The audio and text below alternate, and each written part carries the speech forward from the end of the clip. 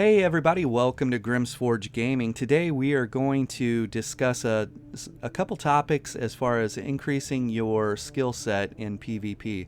This is a process that I teach new PvPers and intermediate PvPers. And so anyways, I thought this came up in our Three Skeevers podcast yesterday with Kiriyuki ESO. And I thought, well, let's do a video on this, and that way I can refer people to it, so that way they can kind of listen to it at their own leisure, whether they're on the way to work or whatever. So my background is outside of ESO. I train professional athletes that compete in MMA, boxing, kickboxing. They fought in Bellator, they fought in the UFC, and they fought a world bare knuckle boxing champion. And so I travel all over the U.S., I do consulting, and I do fighter workshops.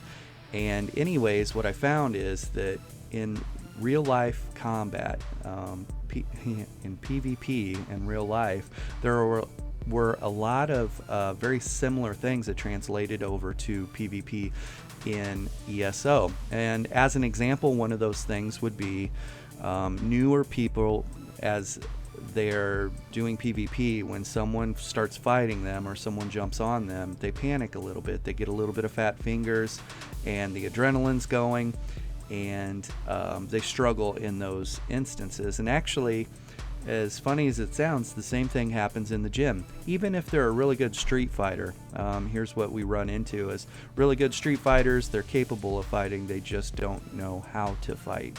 And what I mean by that is their offensive and defensive book is lacking, playbook is lacking.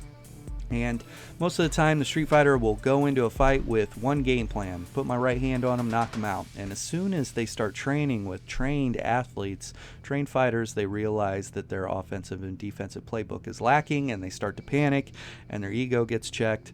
And anyways, it's a very eye-opening moment for them. And so that same scenario happens in the gym industry and real life for combat sports the same way that it happens in PvP. Now, you might not be coming into PvP with a big ego or inflated expectations of what you're capable of. You're wanting to learn PvP, and every time somebody jumps on you, it's really hard to rise to that occasion. You're just not there yet. And so that's more than likely or usually the situation that we run into. So anyways, the correlation between real life combat and PvP in the game is very real, and the coaching techniques and methodology and thought process translates very well between the two. And so we use that for training.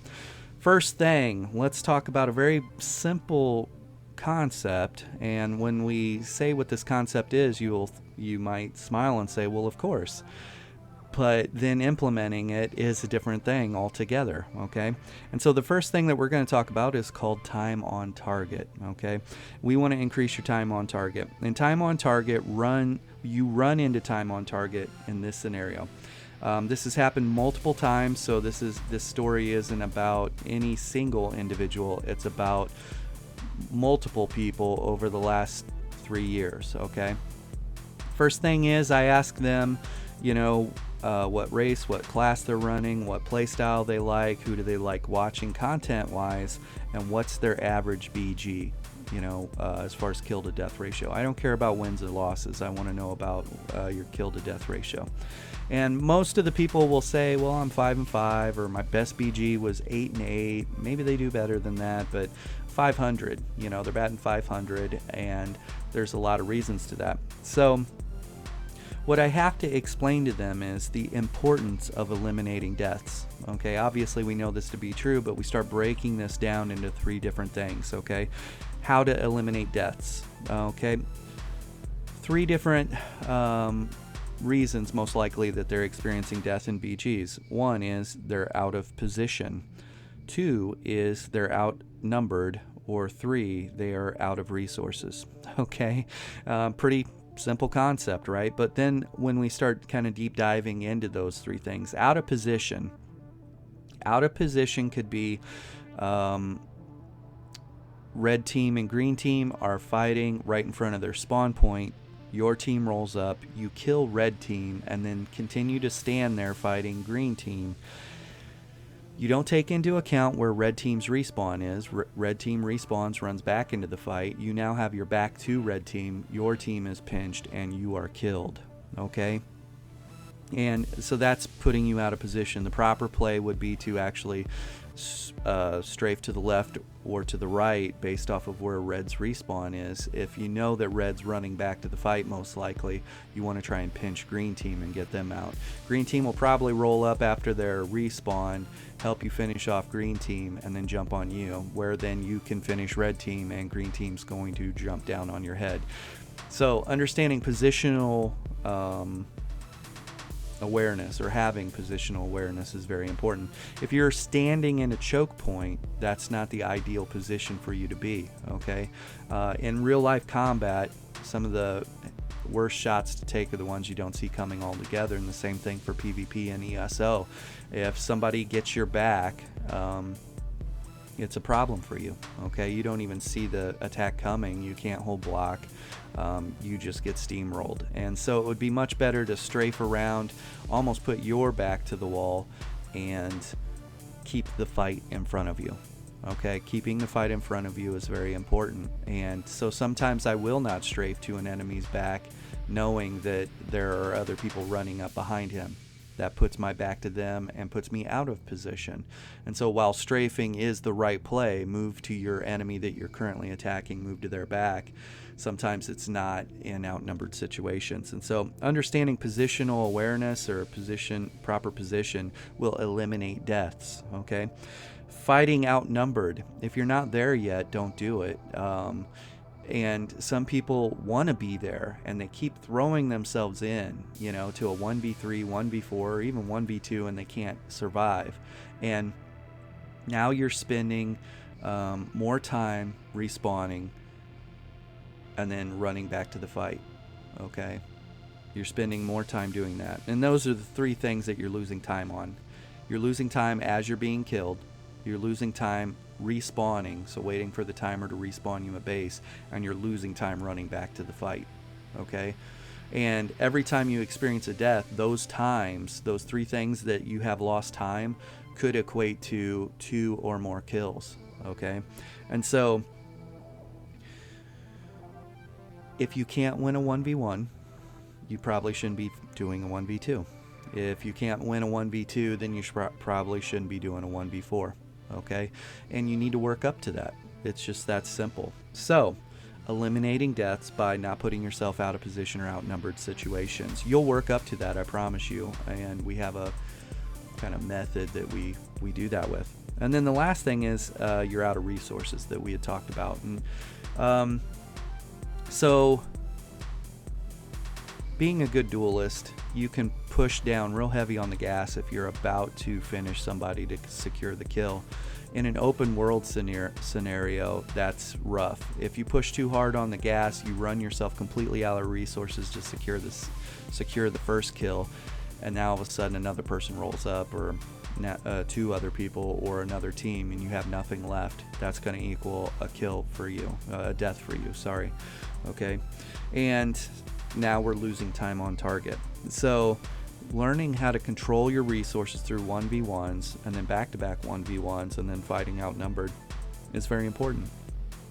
And so those are the 3 things as a recap in eliminating deaths. Most of those deaths come from you either being out of position, you're outnumbered, or you're out of resources. Okay, so when I'm talking to this person and it's a 1v1, or it's a when I'm talking to the person and I ask them what's your most common battleground numbers, and they say 5 and 5. One time I went 8 and 8. It was crazy. This is a common thing, by the way, is a lot of people will have just as many deaths as they do kills. Okay, so let's say we're talking to the 5v5 person, and we start eliminating these deaths by being out of position, outnumbered, or out of resources. And each one of those, we attack them a separate way. And that's for a different day. We'll talk about that. But if we're eliminating those deaths, for every death that we eliminate, we very easily could tack on 2 wins. Okay, because we're gaining time on target. Okay, we're gaining time on target. We're not losing time. Losing time is the time it's taking me to be killed, the time it's taking me to respawn, the time it's taking me to run back into the fight. That time elapsed could easily equate to 2 or more kills. So let's say you're 5 and 5. We eliminate one death, one of those deaths in a 5 and 5 battleground. Now all of a sudden you could easily be 7 and 4. You figure out how to eliminate another death, whether it be outnumbered, position, or resources, and you go from being 7 and 4 to 9 and 3. You know, and now all of a sudden you start realizing these things start coming into play. I'm not out of position. I'm not outnumbered, or I am outnumbered, but I'm able to hang. I'm good for it, or I'm maintaining my resources. You know, now all of a sudden you're 11 and 2. Or you're 13 and 1, or you're 15 and 0. And so the people that you see are 20 and 0, 26 and 0, 30 and 1, 30 and 2. They are understanding some of these, okay, positional, fighting outnumbered, where to be, where not to be, how to kite, how to stretch out. These are tactics that are all things that we discuss. And kiting is as simple as running around, line of sighting, you know, an opponent or multiple opponents while you're getting some vigor ticks, you're getting some heals coming in, or reapplying your buffs. I regularly line of sight to reapply my buffs and then go back into the fight.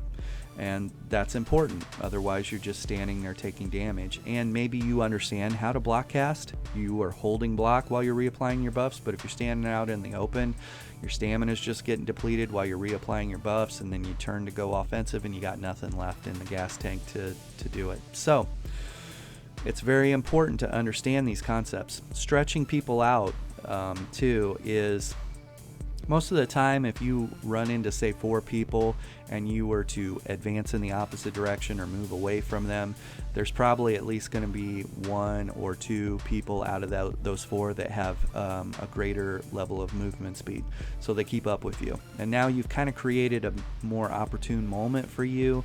Now you have a 2v2, and so you need to get that first group of 2 out before the second group rolls up, and then get them out. And so you've created a scenario that is higher chance of success for you. Okay, and this is a very important thing. You do not learn how to do that in dueling. I'm not talking bad about dueling. I'm not a very good duelist. The idea of not being able to line of sight, use your surroundings, and things like that doesn't appeal to me. I like open world, BGs, Imperial City, or the sewers. I do dueling tournaments. I don't do very well. I pack my lunch and go home. Open world, I do much better. So, duelists will have a harder time sometimes. They'll do a good job in a 1v1 scenario. As soon as it's a 1v1 into another 1v1 into another 1v1, they're not training for that, right? Or it's a 1v1 into a 1vx. They're not training for that usually. And so that's very important to understand. And so time on target is one of the first things that we talk about, and eliminating being out of position, fighting outnumbered when we're not there yet, and maintaining our resources. And let's talk about good training partners too. If you are a duelist and you do want to get better at fighting outnumbered, things like that. So in the gym industry, we call it a shark tank. And a shark tank is if somebody's in training camp and they're getting ready for their next fight coming up, we'll throw multiple fresh bodies at them. They'll go from sparring this person or grappling this person to the next person jumps in immediately, to the next person jumps in immediately, to the next person jumps in immediately. And it's that scenario that gets them ready or prepped to compete at a high level. They must maintain their resources through multiple fresh attackers, okay?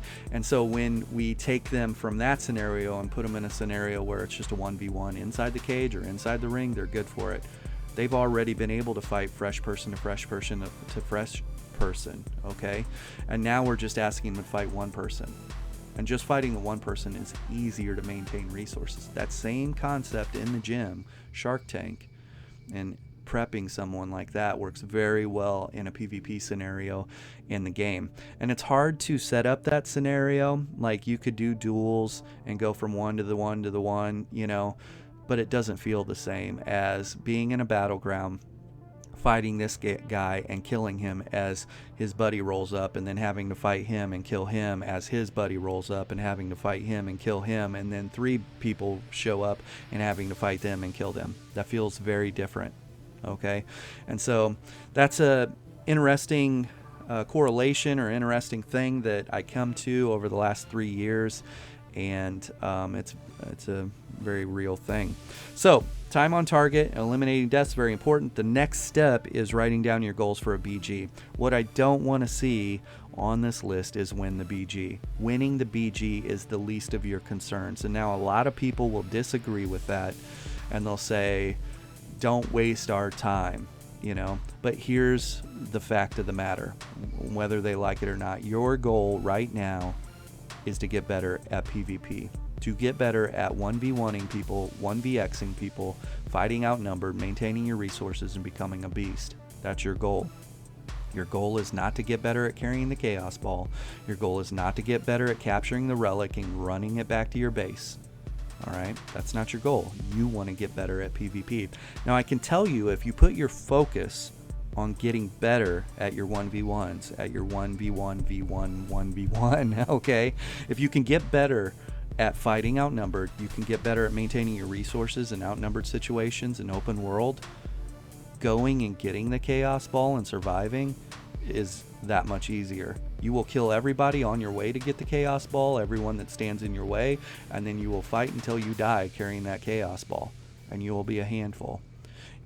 You will kill everyone on the way to capture their relic, and kill everyone on the way back as they try and kill you before you capture it. Okay? Because your focus was on getting better at PvP, not carrying the Chaos Ball, not carrying capturing the relic, not defending the relic. Okay? And here is the fact of the matter. The fact of the matter is this. I work with people that have done BGs for the last 2 years, and they feel like they are not getting better at PvP. Every single time they run into a 1v1, they die, and it's frustrating to them. Well, the reason being is your focus has not been right, or you have not been utilizing Battlegrounds the right way. I know the win is important to you or important to your teammates or whatever, but getting better at PvP is your ultimate goal. And if you focus on getting better at PvP, the wins will come, I promise you. Okay? So write down your goals, and your goals should not say win the battleground. And some people will thumbs down or not like that, and we'll talk about that in a little bit. But here's an example of some of my goals when I go into a battleground, okay? And the very first thing is we keep it very simple. I want to win a 1v1, okay? And so I want to win a 1v1 against whoever, okay? Now, if I win that 1v1, I want to go find another 1v1 to win against a different person, against a different class. One of the most important things for you is figuring out your rotation and how to be effective and how to kill people or finish people on your class. But then the flip side of the coin is you need to figure out what everyone else is doing on their class and how they're going to try and kill you or finish you. And so the more 1v1 scenarios, dueling will help with this, but the more 1v1 scenarios you get into, the better understanding of how and where most classes are dangerous, okay? And so I want to win a 1v1. The next thing on my list might be I want to win consecutive 1v1s back to back.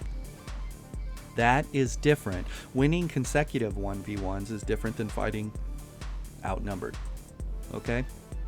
And that's very similar to the Shark Tank scenario that we had talked about in the gym industry, combat sports. People are in fight camp training for Bellator, the UFC, whatever it is, or, you know, and we're throwing fresh bodies at them. Winning a 1v1 is different than fighting outnumbered, because I just need to focus on this individual right in front of me, but I need to have enough gas in the tank. I need to finish them and have enough gas in the tank to handle the next person coming. Okay, so consecutive 1v1s back to back is very important, and then winning outnumbered fights is very important. And an outnumbered fight more so applies to street fights and defending yourself, fighting multiple attackers and things like that. But in PvP, once you get to a point where you can do the 1v1v1, okay, consecutively, you should be able to go 1v2 or 1v3 and maintain your resources, use line of sight, maintain your buffs, and eliminate people. Okay, I get this all the time. People are like, ooh, check me out, I'm 1vxing. And so you watch the video and they're just running around a tree, and they'll build ultimate, and then they'll do a take flight and do an execute and kill someone. And I look at that and I'm like, okay, so you are fighting outnumbered right now, but you're kind of leaning on just the DK dunk. Okay, fighting outnumber, I want to see rotation on people. I want to see burst on people outside of just ulting them and then capitalizing on the stun and off, the off balance. So 1vxing, you should be eliminating people, and it should be eliminating people, not just utilizing your ult. Okay, and sometimes that's harder, especially in the tanky meta right now. Okay, but I want to win outnumbered fights. And then another thing is sometimes I need to use my team. Matchups make fights. So in combat sports, matchups make fights too. And how this guy handles his opponent is heavily based on his training regimen. Okay, if you're not going to put the time into Battlegrounds, you're not going to put the time into the gym and prep, don't expect superior results. It's that simple. Okay, if you're not going to go into Battlegrounds and focus on these things, eliminating, getting good at your positional awareness, getting good at fighting outnumbered, getting good at maintaining your resources, then don't expect a great result every time you go into Battlegrounds. It's just not going to happen. You have to practice. Same way with the gym. If guys don't show up to the gym and they expect to get the W, it's just not going to happen sometimes. And they think that their superior athleticism or hand-eye coordination is going to carry them, and it will to a certain degree until they get to a point where everyone has that, and they just need to put the time in the gym, increasing their offensive and defensive playbook. So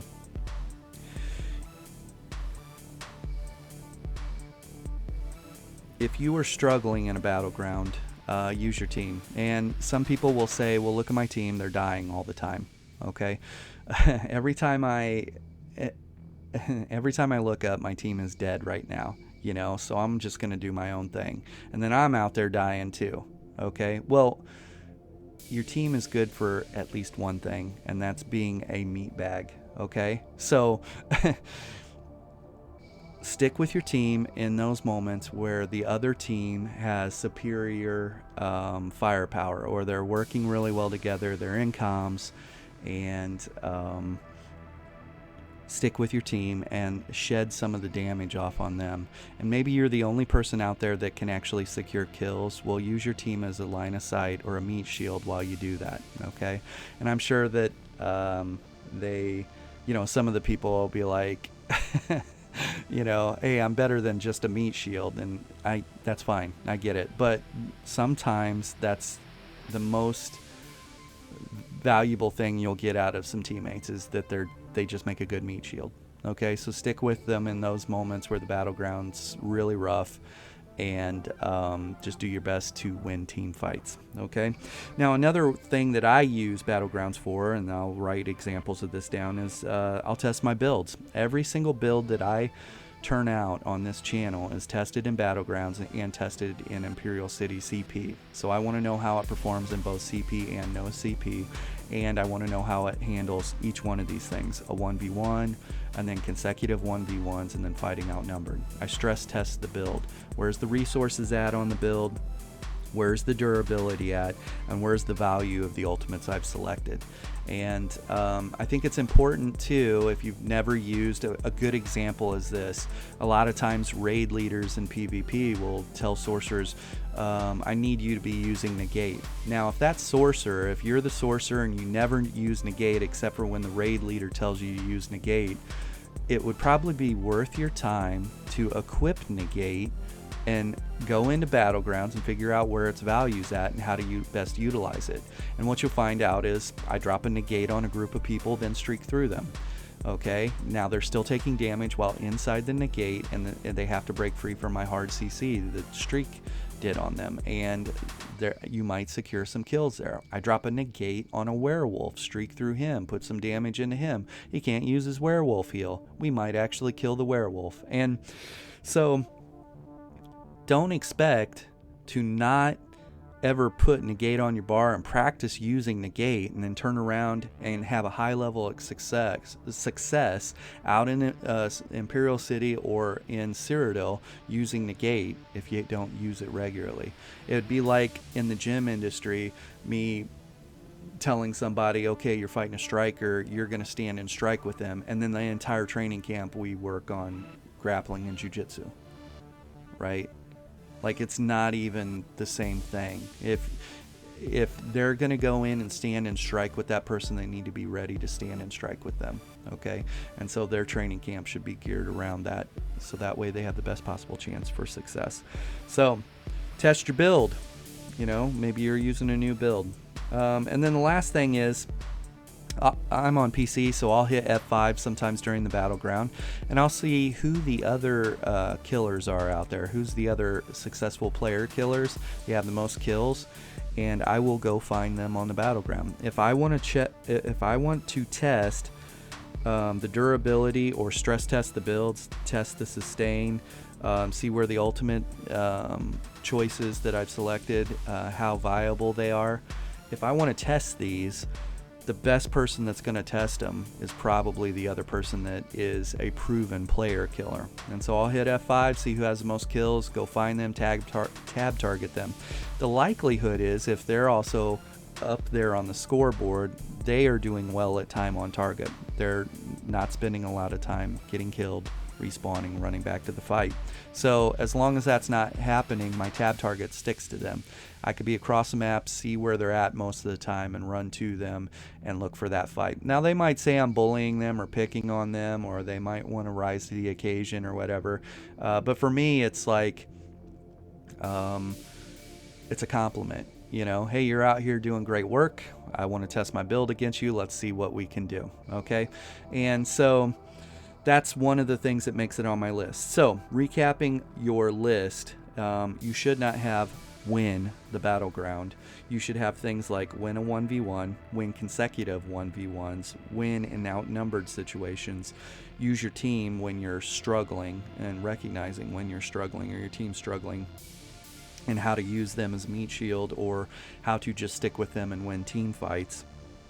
And then test your build. It's a new build or a new play style for you. You're using a new ability. Test the sustain on the build, test the durability of the build, test the abilities that you're using and how viable they are, how effective they're being.